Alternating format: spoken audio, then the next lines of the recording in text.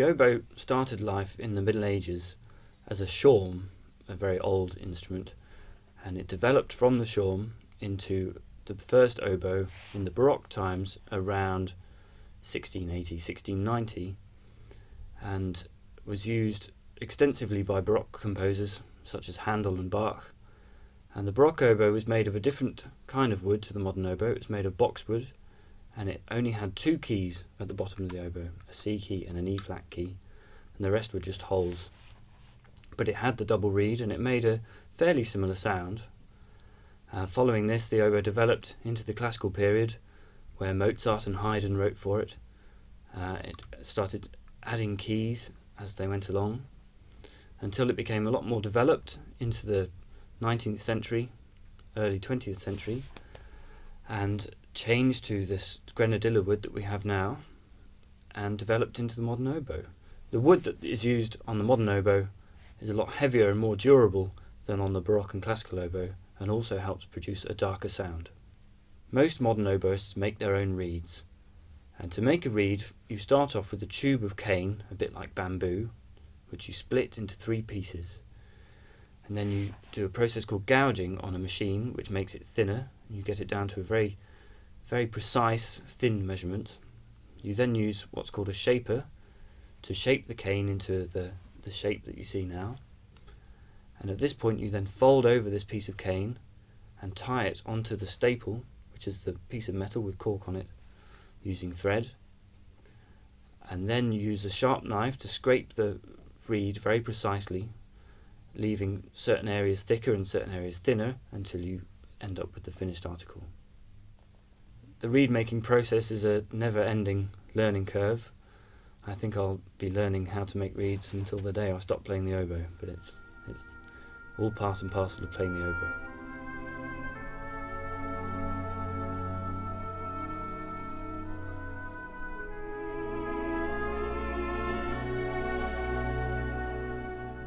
The oboe comes apart into 3 sections like this. We have what's called the top joint, and the middle joint, and the bell, and they fit back together. The metalwork has to be very carefully aligned because it's quite delicate. The modern oboe has approximately 46 pieces of keywork, the functions of which vary from simply covering the main tone holes, these 6 keys here, to trill keys, and also these keys on the back, which your thumb operates to help you play into the higher octaves.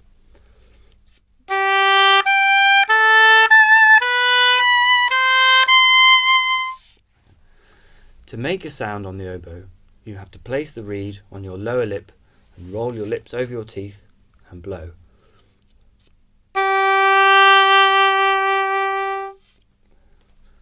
Because the opening at the top of the reed is very small, the oboe demands a lot of pressure and it's quite hard work. It helps to start notes using the tongue, like this.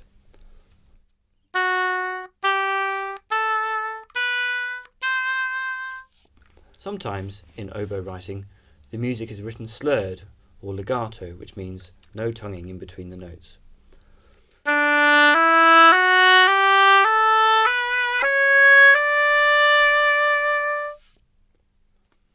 Because the pressure involved in playing the oboe is quite high, it takes time to build up the stamina in order to play long phrases that sometimes composers demand of the instrument.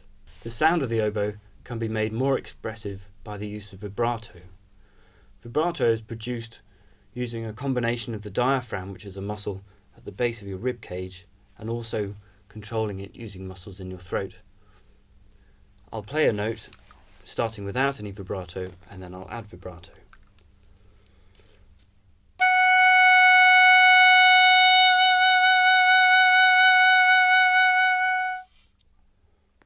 In some contemporary music written by living composers, various techniques are asked for of the modern oboist.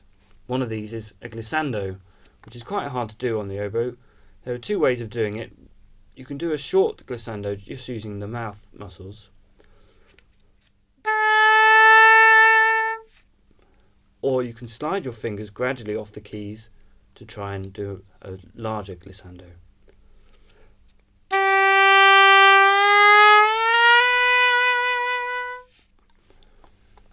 Another technique that modern composers often ask for is flutter tonguing, which is basically playing the oboe whilst rolling your R's at the back of your mouth.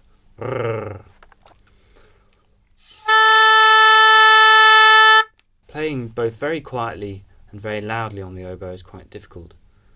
It's all controlled by the muscles in your tummy, your diaphragm, just below the rib cage. So to play quietly, you have to almost use more air and more support than if you were playing loudly. I'll try now.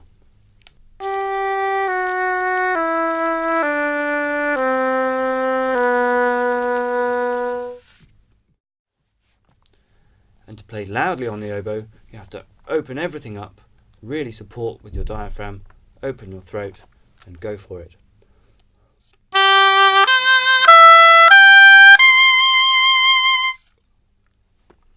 Lots of composers have used the oboe to carry some of the main tunes in their writing for the orchestra.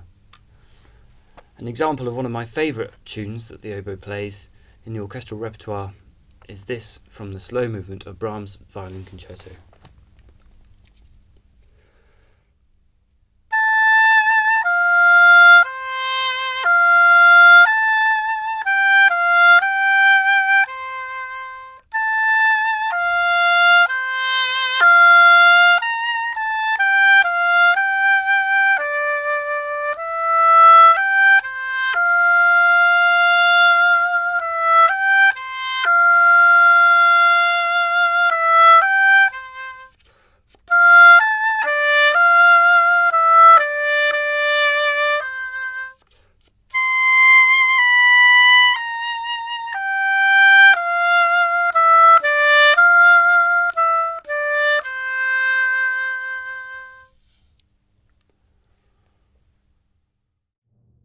If you've enjoyed learning about the instruments in the orchestra, why not try our iPad app, The Orchestra, featuring Esa-Pekka Salonen and the Philharmonia Orchestra. Fully interactive video playback lets you view the orchestra from all angles, and the revolutionary beat map shows you who is playing when. Follow along with synchronized scores. Hear the inside scoop in audio commentaries, and get a 360-degree view of all the instruments. Available for download in the App Store on iTunes.